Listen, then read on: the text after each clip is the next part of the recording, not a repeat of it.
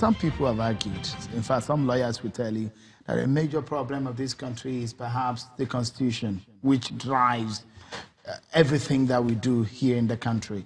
So some people will say, look, the Constitution is not in the knowledge, it was the drafters, a lot of issues have come up on the Constitution, and that's why the question of amending the Constitution, and perhaps we sitting together as a people and the different nationalities sitting together to determine what exactly they want.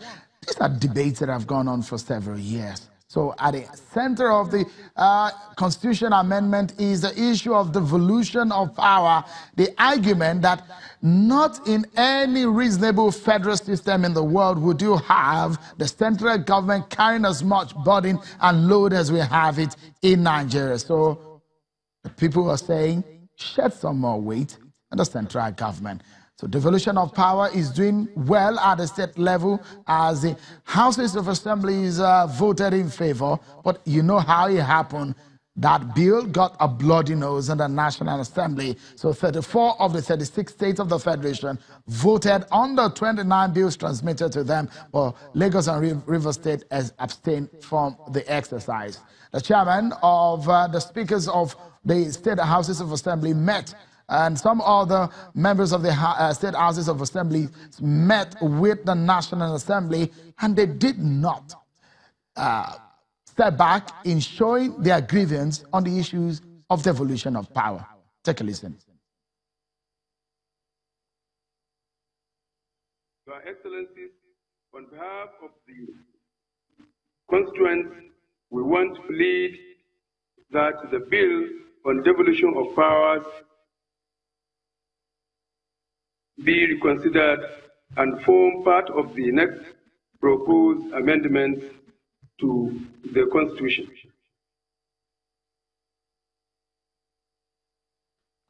Well, let me allow my panel tonight to weigh in on it. We'll look at the financial and the legal point of this, but quickly, it's just going to be a shorter interventions from you. Let me start with Mr. Ogunye. The issue of devolution of power as it stands right now, the Houses of Assembly have their own views. They're not really in agreement with the National Assembly. But in the process of amending the Constitution, when the National Assembly did not pass it, what's the hope of the devolution of that bill sailing through? No, if the National Assembly does not pass it, then it has no hope of passage. Even when it's gotten a vote from the two-thirds, more than two-thirds of the state Houses of Assembly. There must be a concurrence. The National Assembly passing it, and then two-thirds of those Houses of Assembly passing it in tandem with what the National Assembly has done. So without that concurrence, then it has no, and that's why that intervener was talking about reconsideration of the bill. However, let me just say quickly, in closing, that, you know, in the past 3 months in this country, a lot has happened. Those who are rigidly opposed to the idea of state police in the past are warming up to it. Don't forget that in that National Assembly, in the consideration of that amendment and all that, state police was rejected by the National Assembly. But all the governors, everybody is now saying that that's the way to go. You know, the problem with Nigeria is that sometimes we allow tragedy to occur. We allow calamity to take place before we then embrace big ideas. That has been the bane of our social life. All right, let me allow Mr. Onigbinde to close with us in a few seconds. In terms of what the center holds and what the federating units hold, how bad are things? I think things are bad at 52%, 26, 20 for the state and local government.